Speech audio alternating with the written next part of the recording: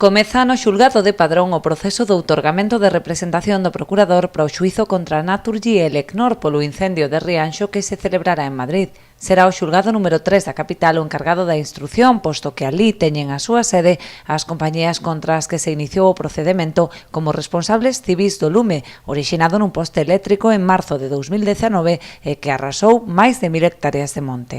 5 comunidades de montes, as de Araño, Asados, Burés, Isorna e Leiro, así como medio cento de propietarios promotores da demanda colectiva, realizarán ao longo de todo o mes de agosto a comparecencia de acreditación dos demandantes diante do secretario xudicial de Padrón. As medidas de seguridade impostas polo coronavirus obrigan aos propietarios a personarse un a un para cumprir coas limitacións de capacidade, polo que o proceso se alongará máis do previsto. Trátase do primeiro paso desta demanda que busca constituir un punto de inflexión sobre a planificación do monte, dotando as comunidades duns recursos compensatorios polos efectos do lume que permitan sentar as bases dun novo modelo de xestión da masa forestal.